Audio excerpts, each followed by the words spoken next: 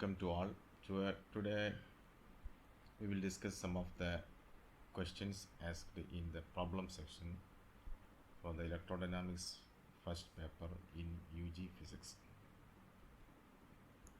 Directly going to the question.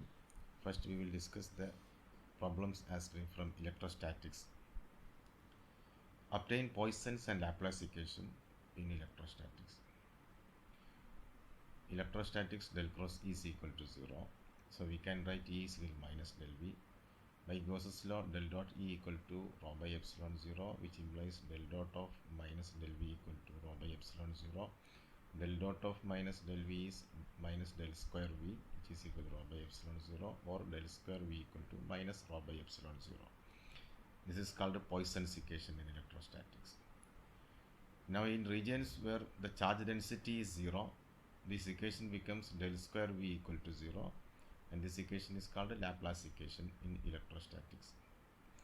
The second is check whether this electric field E is equal to a constant k into xy x cap plus 2yz y cap plus 3xz z cap is a possible electrostatic field. Here k is a constant with appropriate units. And we know that in electrostatics del cross E is always 0. So we can check whether del cross E is equal to 0 in this case. If del cross E is equal to 0, then this is a possible electric field. If it is not equal to 0, this is impossible. Here we see that del cross E is equal to k into k is this k, x cap, y cap, z cap, dou by dou z, dou by dou y, dou by dou x, dou y, and dou z. Then xy, 2yz, 3xz. Now x cap into dou by dou y of 3xz minus dou by dou z of 2yz. Then minus y cap into dou by dou x of 3xz, that is 3z, minus dou by dou z of xy, etc. So we see that it is equal to minus 2y x cap minus 3z y cap minus x z cap. So del cross E is not equal to 0. This is not a possible electrostatic field. Find the electric field in magnitude and direction at a distance z above the midpoint between two equal charges q separated by a distance d apart. So this is the picture. D is the total distance. You have to find the field here at a distance z above the perpendicular bisector. Let E1 be the electric field of the left charge and E2 be that of the right charge. Adding them vectorially, we see that E1 can be resolved into horizontal and vertical components. The horizontal components cancel due to E1 and E2, and vertical components add together. If this angle is theta, this angle is also theta. So vertical component is E1 cos theta, and here it is E2 cos theta. So E1 cos theta and E2 cos theta add together. So E is equal to 2 E1 cos theta, that is equal to 2 into 1 by 4 pi epsilon 0 q by s square, that is the distance. Then cos theta is adjacent side by hypotenuse, that is z by s. So that is equal to 1 by 4 pi epsilon 0 2 q z by s cube, that is 1 by 4 pi epsilon 0 2 q z by s is equal to root of z square plus d by 2 whole square. So s cube is equal to z square plus d by 2 whole square raised to 3 by 2. Therefore, it is equal to 1 by 4 pi epsilon 0 2 qz by z square plus d by 2 whole square raised to 3 by 2 along z cap. Suppose the electric field in some region is E is equal to k r cube into r cap in spherical polar coordinates where k is some constant to determine the charge density. Now by Gauss's theorem, del dot E equal to rho by epsilon 0. So charge density rho equal to epsilon 0 del dot E. Now in spherical polar coordinate system, del dot E is equal to this one. Therefore E has only components along the r. So E is equal to k r cube into r cap, and it is given. Therefore our rho is equal to epsilon 0 del dot E, that is epsilon 0 into del dot E. Only this component is to be considered because the other two terms are 0, because he has no dependence on theta or phi. Therefore we see that it is rho by epsilon 0 1 by r square dou by dou r of r square Vr, that is epsilon 0 1 by r square dou by dou r of r square into Vr is k r cube. So that is equal to epsilon 0 1 by r square into dou by dou r of k r raised to 5 is 5 k r raised to 4. Totally it becomes 5 epsilon 0 k r square. A metallic sphere of radius 10 cm has a surface charge density of 10 nanocoulomb per meter square. Calculate the energy stored in the system. The energy of a uniformly charged spherical shell. This is a uniformly charged spherical shell because it has a surface charge density. There is no volume charge density. If the shell has a total charge q and radius r, it is W is equal to half qv, that is half q into 1 by 4 pi epsilon 0 q by r, that is 1 by 8 pi epsilon 0 q square by r. This is a standard expression. You can directly write this expression and you can calculate the following steps. Where q is equal to 4 pi r square sigma, because q is not given here, we are provided with the sigma and radius, so q is converted into sigma and r. So q is equal to 4 pi r square sigma. Therefore w is equal to 1 by 8 pi epsilon 0 4 pi r square sigma all square divided by r, so it becomes 2 pi r cube sigma square by epsilon 0. Putting the value 2 into pi into r is 10 centimeters, so 0.1 meter cube into sigma is 10 nanocoulomb, so it is 10 into 10 raised to minus 9 coulomb per meter square, so 10 into 10 raised to minus 9 all square divided by epsilon 0. So the value will be this much of joule, 7.09 into 10 raised to minus 8 joule. 2 point charges minus 4 microcoulomb and plus 5 microcoulomb are located at 2, minus 1, 3 and 0, 4, minus 2. Find the potential at 1, 0, 1 assuming 0 potential at infinity. So the potential is 1 by 4 pi epsilon 0 q by r. So here there are 2 point charges. If r1 is the distance from q1 and r2 is the distance from q2, it is q by r1 plus q by r2. Now r1 is the distance of the charge from the point 1, 0, 1.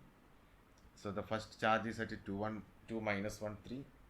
So distance between 2 minus 1, 3 and 1, 0, 1 is root of z2 minus z1 whole square plus y2 minus y1 whole square plus x2 minus x1 whole square. So here it is 1 minus x2 minus x1 is 1 minus 2 whole square, then y2 minus y1 is 0 minus minus 1, so 0 plus 1 whole square, then z2 minus z1 is 1 minus 3 whole square, so it is root 6. Similarly r2, the distance between 0, 4, 2 and 1, 0, 1, we have to find the potential at 1, 0, 1. R2 is equal to this one, therefore V is equal to 1 by 4 pi epsilon 0 q1 by r1 plus q2 by r2. 1 by 4 pi epsilon 0 is 9 into 10 raised to 9. q1 is minus 4 into 10 raised to minus 6 microcoulomb divided by r1 is root 6 plus q2 is 5 microcoulomb, 5 into 10 raised to minus 6 divided by root 26. The result is minus 5871.7 volt. A capacitor is constructed from two conductive plates, metal plates 30 cm, 50 cm in dimension, which are spaced 6 mm apart from each other and uses dry air as its only dielectric material. Calculate the capacitance of the capacitor. This is a direct question. C is equal to epsilon 0 A by D. Epsilon 0 is 8.854 and raised to minus 12. We are using dry air as dielectric, so epsilon 0 A is the area of the plates. It is 0.3 meter into 0.5 meter, 0.3 into 0.5. D is the separation 6 millimeter, so 6 into 10 raised to minus 3 in meter. The result is 2.214 into 10 raised to minus 5 farad or 0.2214 nanofarad. Now in an electric field, the potential at any point is given by V is equal to 5x square minus 3y square plus 2z square volt. Find the expression for electric field intensity at 2, 3, 1. Also find its magnitude. This is a easy question. Electric field E is minus del V. So it is minus of del x cap dou by dou x plus y cap dou by dou y etc. into V. So we get x cap into dou by dou x of this one is 10x. Then dou by dou y of this one is 5x square dou by dou y is 0. Then minus 3y square, which is minus 6y. Then plus 4z So we will get this result. Then the field at 231, at the point 231 is the electric field at x equal to 2, y equal to 3 and z equal to 1. So put the values of x, y, z in this expression. You will get this as minus 20x cap plus 80y cap minus 4z cap. Now the magnitude of this field is root of x square plus y square plus z square. So minus 20 square plus 80 square plus minus 4 square. So it is root of 740, 27.2 Newton per coulomb. Find the capacitance per unit length of two coaxial metal plate cylindrical tube of radii A and B. Capacitance is equal to Q by V. So there is an inner cylinder and an outer cylinder. Suppose Q is the charge in a length L. To find the potential difference, we have to first find the electric field by Gauss's law. So electric field by Gauss's law, taking a cylindrical Gaussian surface in between these two cylindrical metal plates, we will get closed surface integral E dot dA is equal to Q enclosed by epsilon 0. So that is E into 2 pi SL, because 2 pi S is the it is the circumference of that Gaussian surface and L is the length of the Gaussian surface. So the area of the curved surface is 2 pi SL, and the contribution towards E dot dA from the plane surfaces will be 0. So that is equal to Q enclosed by epsilon 0. It is Q by epsilon 0. That is E is equal to Q by 2 pi epsilon 0 S by L. Now Q by L is the charge per unit length.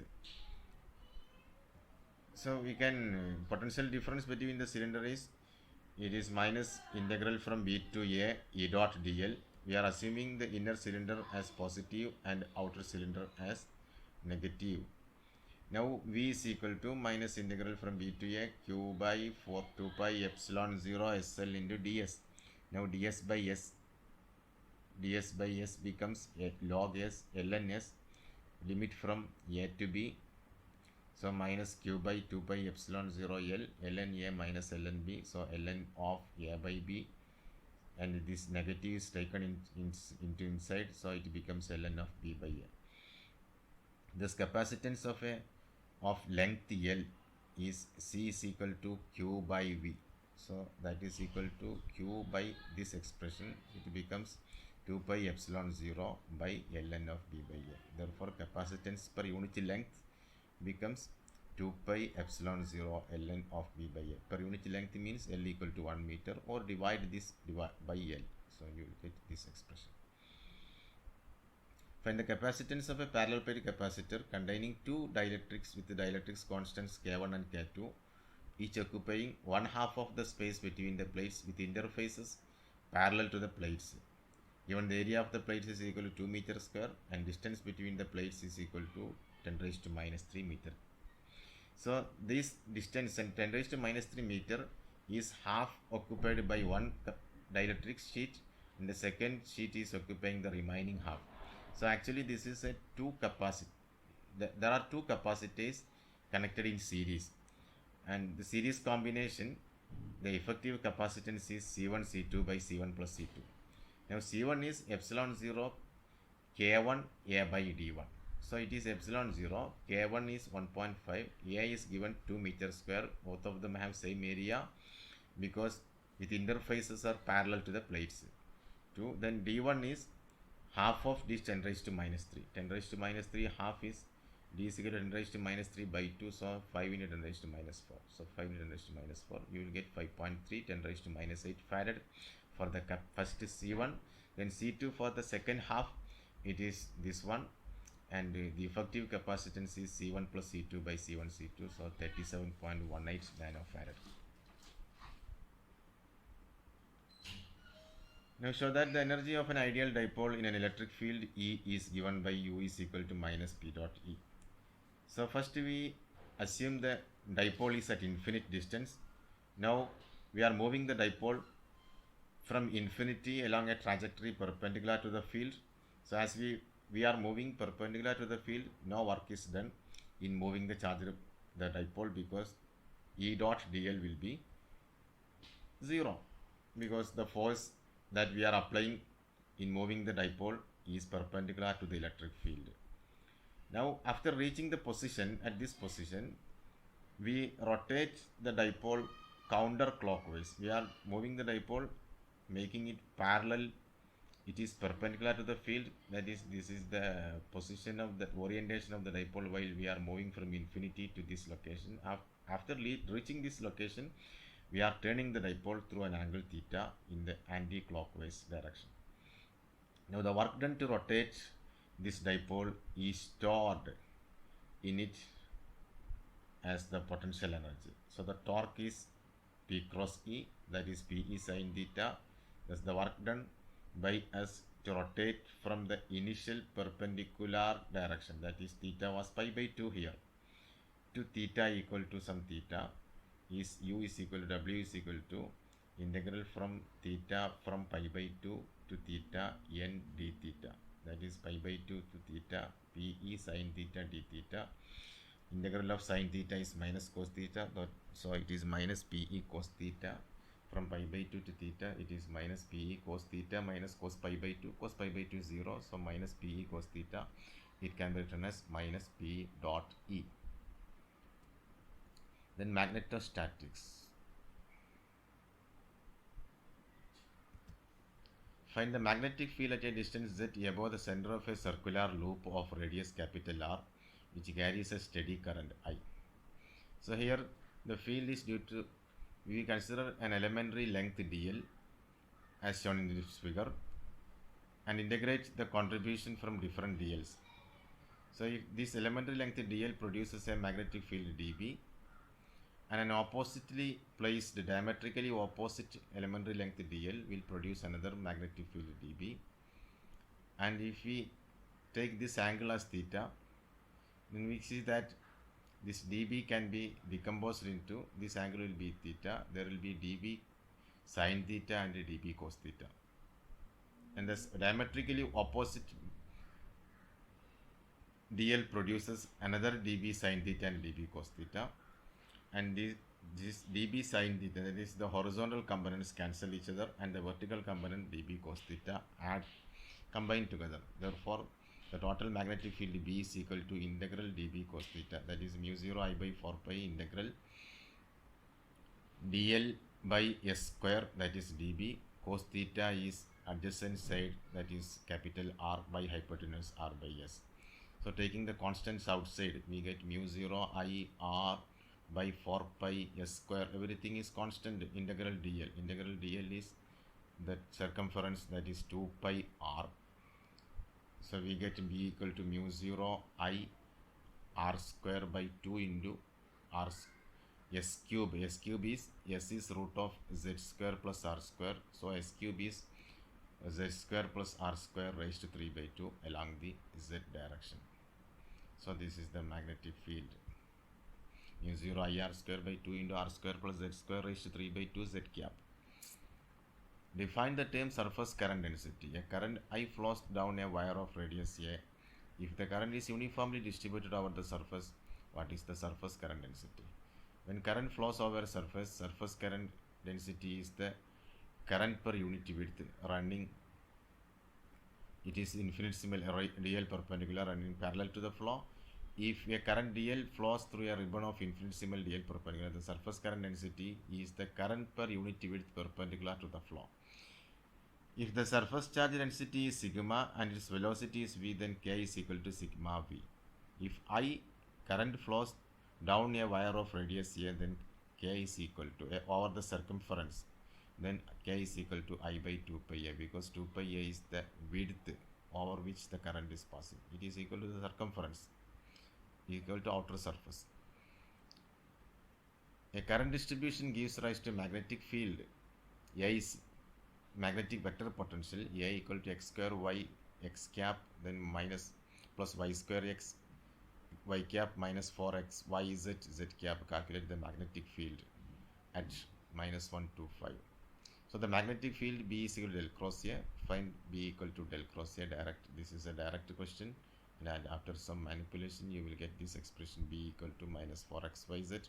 We have to find the magnetic field at the position minus 125. So put the value of xyz as minus 125. you will get this expression B of minus 125 is equal to 20x cap plus 40y cap plus 3z cap. Find the vector potential of an infinite solenoid with the n turns per unit length, radius r and current I. So we have closed line integral A dot dl equal to closed surface integral, that is by the Stokes theorem, surface integral del cross A dot dA, that is equal to B, del cross A is B, surface integral B dot dA, that is equal to phi. So closed line integral A dot dl is equal to phi. We can use that for finding the vector potential A. Inside the solenoid, we have closed line integral A dot dl. We consider an Amberian loop of radius S, which is less than the radius of the solenoid. So the flux passing through that smaller Amberian loop, phi is equal to area of that loop pi s square into magnetic field B, and A dot dl is A into 2 pi s. So that is equal to B is mu 0 ni and A pi s square. So A is equal to mu 0 ni pi s square by 2 pi s, and S square and S gets cancelled. Remaining we get mu 0 ni by S into S, or A is equal to mu 0 ni by 2 into S into phi cap. It will be circumferential, that is resembling the direction of current. Now Amberian loop outside the Amberian loop, A dot dl becomes A into 2 pi s, and phi is B into pi r square, because flux is passing only inside the solenoid. So this is R, capital R, but here it is small s. Therefore our A is equal to mu 0 ni r square by 2s, or mu 0 ni r square by 2s into phi cap. Outside also the direction is resembling the direction of current. Then some questions from magnetostatic fields in matter. Give the expression for the magnetic field of a magnetized object. Explain the terms involved. Actually, we have no direct expression for the magnetic field of a magnetized object in the general case. What we have is the expression for the magnetic vector potential. So write the expression for the magnetic vector potential. A of r is equal to mu 0 by 4 pi volume integral jb d tau divided by r plus mu 0 by 4 pi closed surface integral kb dA divided by r. And the magnetic field can be obtained by B is equal to del cross A, where mu 0 is the permeability of free space, jb is del cross m is the volume bound current density, and kb is m cross n cap is the surface bound current density, and m is the magnetization or dipole moment per unit volume. So what is the physically? It shows that the magnetic field produced by a magnetized object is equivalent to the field produced by a volume current density Jb and a surface current density Kb. An infinitely long cylinder carries a uniform magnetization M parallel to its axis. Determine the magnetic field due to M inside and outside. Let M be the along z direction, so M is equal to M into z cap. Jb equal to find the magnetic field, we have to find the Jb and Kb. Here Jb is equal to del cross M, so it will be 0 because M is uniform, and Kb equal to M cross N cap. M cross N cap is M is along the z direction and N cap is outside normal, so M cross N cap will be circumferential, that is along phi cap. Now the field is that of a surface current Kb. Now Kb, there is a surface current Kb and there is no volume current, and this surface current is circumferential, so it is equivalent to a solenoid. So the field outside is 0, and what is inside field, it is B equal to mu 0 Ni, where Ni is the current per unit length, that is of the solenoid. Length means here we can say, if we consider L length of the solenoid, then NL will be the number of turns, and if I is the current in one turn, so NLI will be the total current through that L length. So current per unit length will be NLI divided by L, so Ni. Actually Ni is the current per unit width of the solenoid. It is the surface current density Kb, so here it is given as M. So inside the magnetic field B equal to mu 0 M. B is equal to mu 0 m. It is along the direction of m, that is along the z direction. And outside the magnetic field is 0.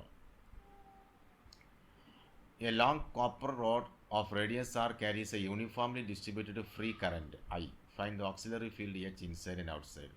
So the current is uniformly distributed throughout the volume. We can, due to the symmetry, we can use the Ampere's law.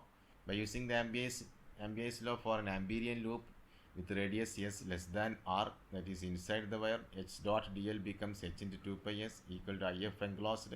The current enclosed by the small Amperian loop of radius s will be pi s square, that is area of that loop, divided by pi r square, that is the area of the total cross-sectional area, into I.